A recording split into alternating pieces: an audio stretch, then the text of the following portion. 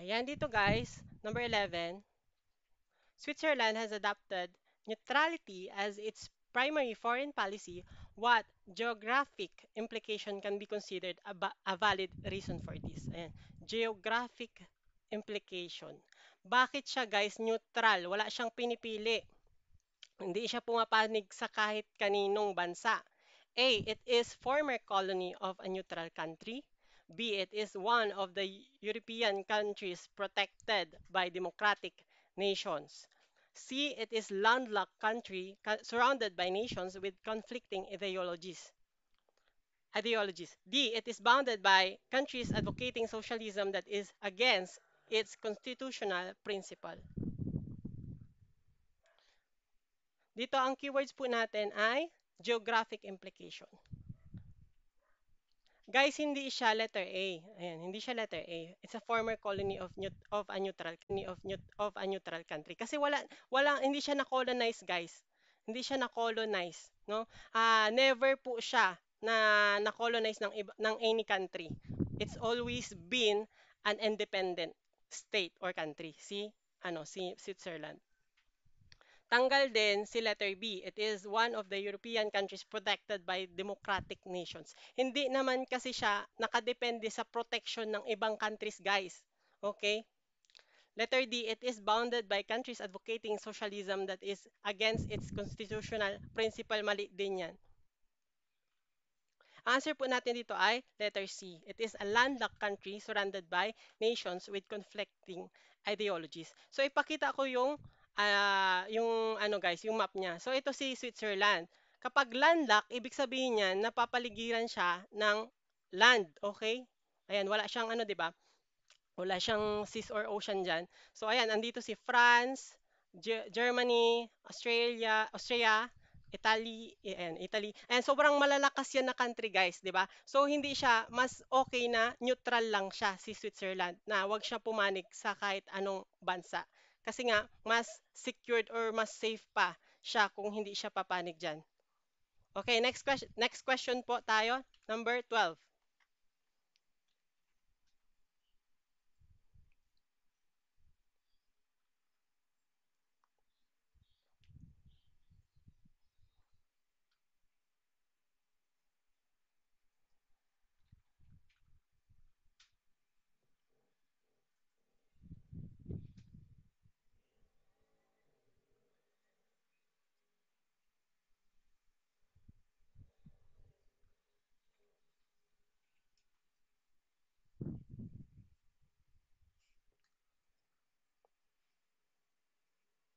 Pa-comment po na answers natin. Ayan, number 12, what is the dominant theme, creative representation of doble cara as a Filipino cultural value? So, ito yung keywords natin, guys. Doble cara. A, easy-go-lucky. B, deceit. C, disloyalty. D, corruption.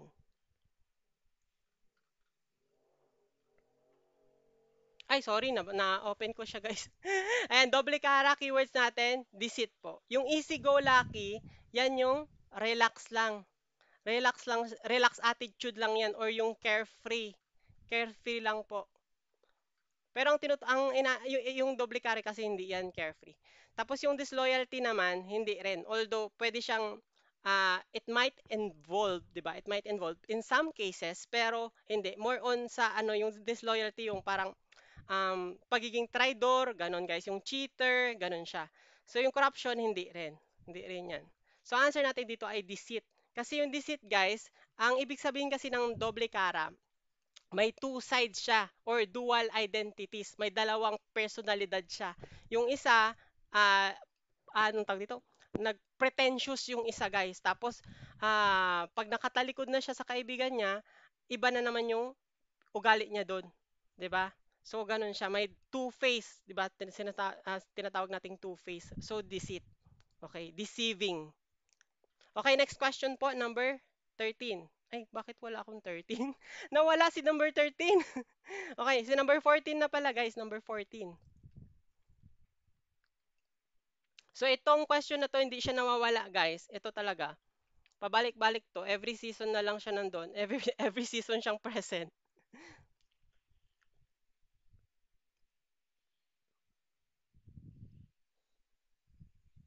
Yung keywords natin, guys. Number 14, in research, the reasoning process from specific to general or broad pattern is called, guys, pag specific to general, ang sagot dyan ay, okay, tama po, specific to general, inductive. Kapag general to specific, yan po ay deductive. Okay, yung hypothetical at saka randomized, wala yan. Si hypothetical, about ano lang yan, yung hypothesis. Itong randomized, sa ano yan guys, sa randomization in sampling. So wala sila. It's either ano lang yan, si inductive at saka deductive. Paano pag ano guys, pag, ah, ito, specific from general. Ano yan, inductive or deductive? Specific from general. Pa-comment po, specific from general, inductive or deductive. So yan ay deductive. Yes, very good po. Very good. Deductive yan. Deductive siya. Ayan. Pag general from specific naman, inductive. Ayan, ayan po. Next question po tayo, number 15.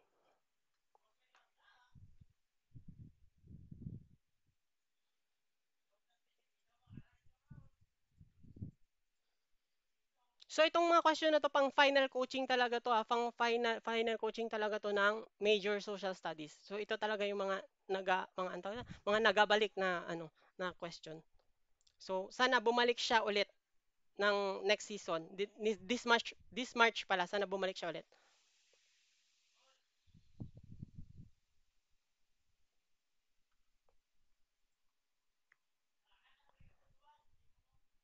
Sa major, Ma'am Ivern, ano po, 113. 113. Yung passing. Pero as much as possible, ano nyo talaga, taasan nyo sa major guys. Kasi, ang tawag dito, para mas mataas yung ratings nyo. Mas maganda yung mataas yung ratings po.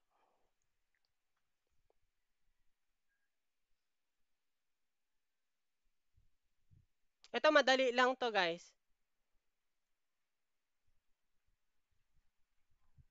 Ayan. Number 15, under the Constitution, religion may be taught only if blank. A, there is approval from barangay captain. B, there is permission from the parents expressed in writing. C, there is approval from division superintendent. D, there is approval from the parish priest.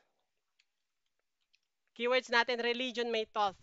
So, dito, tanggalin na agad natin si barangay captain. Kasi between ano lang yan guys, between private ng students at saka sa school. So, private matters sa parents po ng student at saka sa school. So, it's letter B. Hindi din yan sa superintendent at saka sa parish priest. Ayan. So, may lumalabas pa doon na question na ano tawag dito? Anong oras ba or kailan ba tinuturuan ng religious class yung mga estudyante? So, may option doon na within during class hours or outside class hours.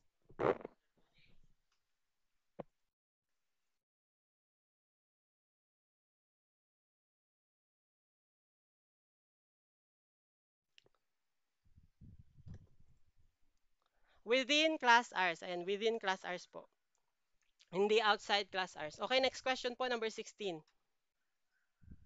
Number 16.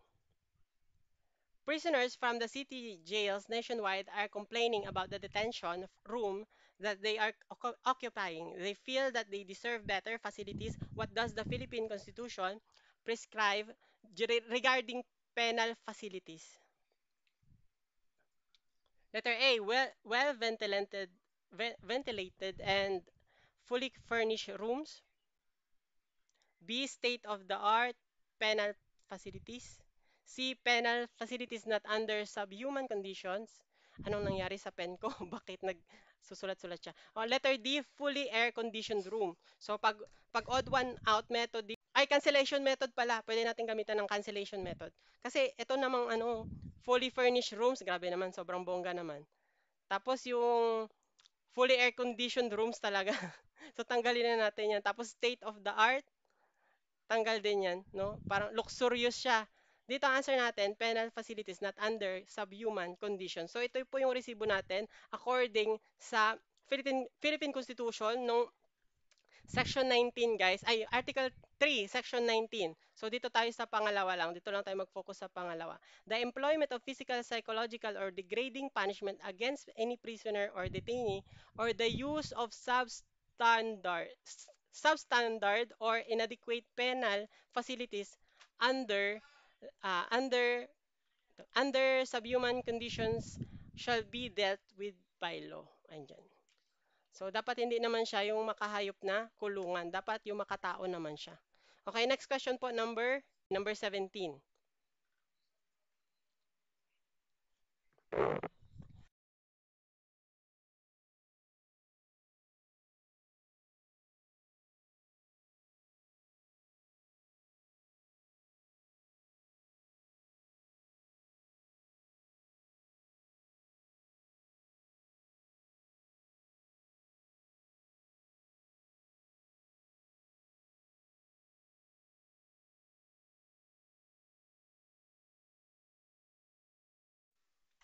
Ayan, number 17, pa-comment po na answers natin.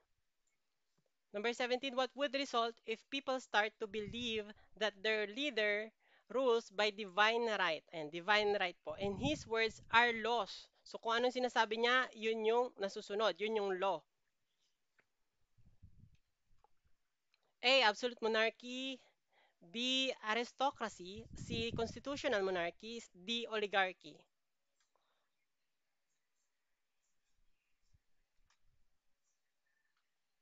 So, tanggalin na natin dyan, guys, si oligarchy. Hindi siya yung tamang sagot. Ito po, si oligarchy. Kasi si oligarchy, guys, yan yung government na ang nagkocontrol ay yung small group of people or rule of few. Ayan, role of few. Yan yung keywords, yan yung i-memorize nyo guys para maalala nyo yung oligarchy. Role of few. Tapos yung si aristocracy, iba na, hindi din siya yung sagot. Para mas madali nyo itong ma-memorize guys. Ito, a rich. Ito yung ginawa ko dati. Aristocracy. Kasi, yung pinagkaiba nila ni oligarchy at saka ni aristocracy, si aristocracy, rule of few din siya, pero rule of few rich. So, mayayaman guys, yung kumukontrol ng government nila. Rule of few rich. Pag constitutional monarchy naman, hindi rin yan yung answer. Ang answer po dito ay it's letter A, absolute monarchy. Si constitutional monarchy, yan yung meron siyang ano guys, meron siyang head of state at saka meron din siyang head of government. So, si constitutional monarchy, siya yung siya yung siya yung government na limited lang yung power ng king or queen or ng monarch. Limited lang yung power niya. Pag sinabi nating head of state, yan yun guys, yan yung monarch. Okay? Head of state, yan yung monarch. Pag sinabi naman nating head of the government or head of government, ay, mali to. Head of government, yun yung prime minister. Okay? Tandaan nyo yan guys, kapag head of state, monarch, pag head of government, prime minister po. So for example, yung constitutional monarchy natin sa UK, sa United Kingdom, 'di ba? Yung ano nila, yung monarch nila si King Charles III. Tapos yung prime minister naman nila si Starmer. Siya yung prime minister. Kapag absolute monarchy, siya yung divine right at saka lahat ng sinasabi niya, yun yung nasusunod. Pag sinabi niyang makulong ka dyan forever, so makulong ka talaga forever. Ganun siya, guys. Siya yung batas, okay? So, tinawag siyang divine right kasi naniniwala sila na yung power ng king or queen or yung nagro-rule doon, galing siya sa power sa power na galing sa God, okay? From God. Galing siya from God. Ayan. So next question na po tayo, number 18.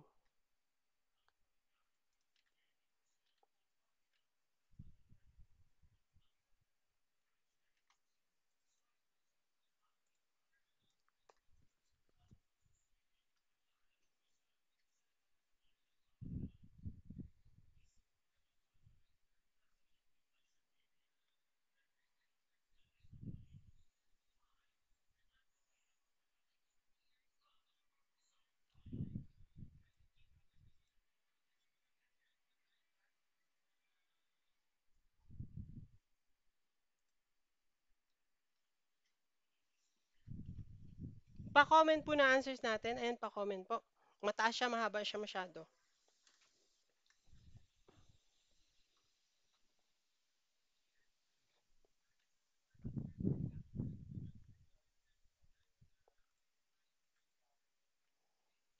Number 18, according to the postmodern theories such as Jean um, Baudrillard, has how has the spread of electronic media affected society? Isolation as we respond to signs and images that often have a little to do with our everyday lives, be it made us more aware of cultural differences as we are exposed to a wider range of ideas and values. C. It provided new ways for people to connect and create community. D. It led to ever greater levels of connectivity. So dito guys, pansinin natin, no, parang pare-pareha silang positive ito siya. Itong tatlo dito, pare-pareha silang positive. So tanggalin na natin silang tatlo. Ito, yung it led to ever greater levels of connectivity. Tapos yung letter C at saka yung B. Yan, pare-pareha sila na positive guys. Isa lang yung negative. Itong letter A yung negative. So pag hindi mo alam kung sino yung Jean Baudrillard na yan, so, pwede mo siyang gamitan ng odd one method. Ang sagot dito, guys, letter A, it disconnected us from the real people and places and led to greater social isolation as we respond to signs and images that often have little to do with our everyday lives. Ano ba yung theory ni Jean Baudrillard? So, yung theory niya ng hyperreality at saka yung simulation theory niya, na yung reality daw, napalitan na siya ng signs at saka symbols. So kaya yung, ang tawag dito, yung mga tao, hindi na sila nakikipag-interact sa realidad. More on nasa cellphone na lang sila, nasa mga electronic, mga gadgets na lang. Kaya napapansin natin kapag may mga gatherings, 'di ba? Lahat gumagamit na lang ng cellphone, wala na nakikipag-usap. Ayan. So, nilayo na tayo or dinisconnect na tayo sa realidad, sa reality or realidad. Siguro yung research, mga 20 questions, ganun.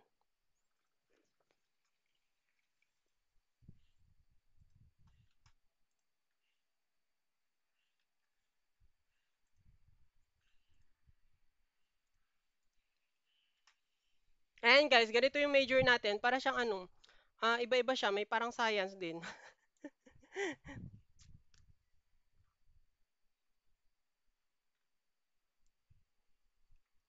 Okay, dito guys. What term refers to the state of condition of the air at a specific point in time? A. Weather. B. Climate. C. Season. D. Atmosphere. Guys, tanggal na si climate dyan. Hindi yan si climate. Kasi si climate kasi, yan yung average na weather condition sa isang region over a long period of time. So, for years, ganun siya guys. Years siya. Decades pa nga.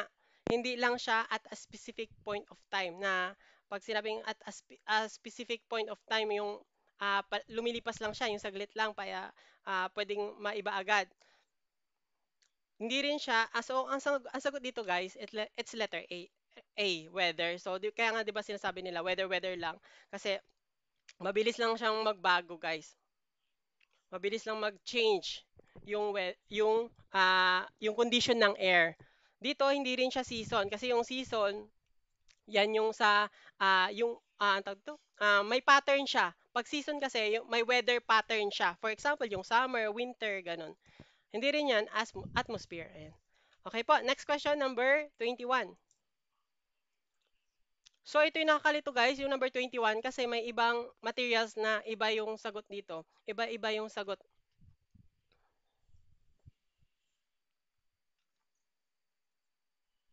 Oh, sabi ko na eh. Sabi ko na guys, dito, ito iba-iba siya ng sagot sa mga materials. Pero ang sagot ko dito kasi, sinusunod ko lang din yung sa review center ko before. Kasi may mas naniniwala ako din sa kanila nung ni-research ko din siya para sa akin yun din yung sagot. Number 21, what do we call a large body of salty water that is smaller than the ocean and is often partially surrounded by land? So, ito minsan, iba yung sagot dito. It's either B or letter C. Tanggalin na natin yan si bay at saka si lake. Ito lang naman yung lumalabas. It's either B or letter C. Guys, ang answer po, smaller than the ocean. Kapag mas maliit siya sa ocean, pag malaki talaga, pag malaki ocean. Pero yung mas maliit doon, ang tawag guys, sea. Okay, bakit si sea? So, ganito siya. Sabi kasi sa question is smaller than an ocean tapos often partially surrounded by land or partially landlocked siya. So ganito ang itsura ng land, partially landlocked guys. So surrounded siya ng land pero meron pa rin siyang daanan ng tubig. So yun yung tinatawag natin na strait. So lalagyan ko yan ng mark na bilog na red mark dyan. Yun yung strait. So ito yung Mediterranean Sea. So ang sagot dito ay sea guys. So huwag kayong mabubudol sa Gulf kasi maraming materials na ang sagot nila ay Gulf po. Okay? Kapag smaller than the ocean, partially enclosed by land, or partially surrounded by land, ang sagot po ay sea. Ayan.